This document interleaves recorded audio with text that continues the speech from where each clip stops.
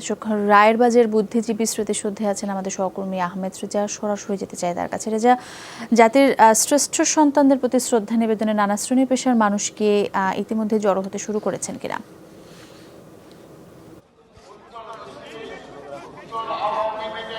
ঠিক কিছুক্ষণ আগে কিন্তু শায়লা সেই পর্বটি শুরু হয়েছে, অর্থাৎ রায়েরবাজার বধ্যভূমিতে জাতির শ্রেষ্ঠ সন্তানদেরকে যেই শ্রদ্ধা নিবেদনের পর্বটি, সেটি আসলে মূলত এখন শুনতে হচ্ছে। আপনি দেখতে পাচ্ছেন যে নানা জন্মের নানা মতের মানুষ কিন্তু এখানে এসে, অর্থাৎ রায়েরবাজার বধ্যভূমিতে এসে তাদের যে শ্রদ্ধা নিবেদনের পর্বটি সেটি আসলে সারছেন এবং তারা বলছেন যে জাতির এই শ্রেষ্ঠ সন্তানদেরকে হারানো বাংলাদেশের জন্য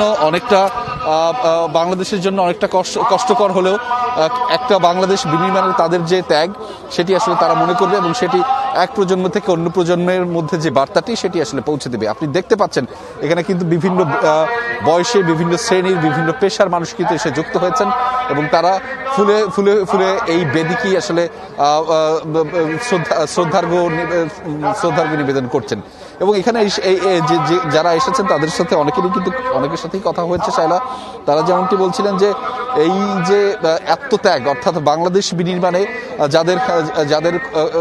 যাদের জীবনের বিনিময়ে এই বাংলাদেশটি পেয়েছি, সেই তথ্যটি আসলে ইতিহাসকে সমৃদ্ধ করতে বছরের পর বছর যেই নতুন প্রজন্ম আসবে তাদের কাছে ছড়িয়ে দেওয়া কিন্তু একটি মূল দায়িত্ব এবং সেই দায়িত্বের জায়গা থেকে গিয়ে এসেছে। একটু আগে মুক্তিযুদ্ধ বিষয়ক মন্ত্রী তিনি আসলে কথা বলেছিলেন গণমাধ্যমে। তিনি বলছিলেন বুদ্ধিজীবীদের যে তালিকা, কাঙ্ক্ষিত যে তালিকা, সেটি আসলে চূড়ান্তভাবে যে প্রকাশ হবে সেটি আসলে আগামী ২৬ ডিসেম্বরের মধ্যে সেই তালিকা প্রকাশ হবে। ইতিমধ্যে ১২২২ জনের কিন্তু তালিকা মুক্তিযুদ্ধ বিষয়ক মন্ত্রণালয় থেকে করেছে প্রাথমিকভাবে, কিন্তু সেটি পুরো দেশের প্রেক্ষাপটকে হিসেব করে নেয়, ফলে সেটি আরো সময় সাপেক্ষ ব্যাপার। যদিও মুক্তিযুদ্ধ বিষয়ক মন্ত্রী বলেছিলেন গত শহীদ বুদ্ধিজীবী দিবসে তিনি কিন্তু বলেছিলেন যে মূলত এই যে বুদ্ধিজীবী দিবস, অর্থাৎ আজকে ১৪ই ডিসেম্বর ২০২০-এর মধ্যে কিন্তু পূর্ণাঙ্গ যে তালিকাটি সেটি আসলে প্রকাশ হবে, সেটি এখন পর্যন্ত সম্ভব হয়নি। তবে এখানে যারা মানুষরা এসেছেন তারা কিন্তু বিনম্র চিত্তে শ্রদ্ধায় অবনত হয়েই কিন্তু এই জাতির শ্রেষ্ঠ সন্তানদেরকে স্মরণ করবার জন্য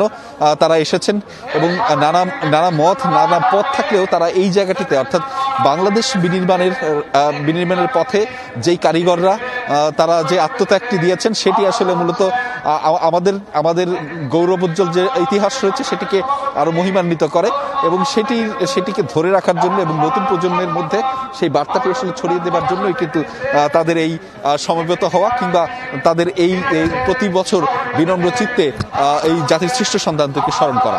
শায়লা, রেজা, ধন্যবাদ আপনাকে।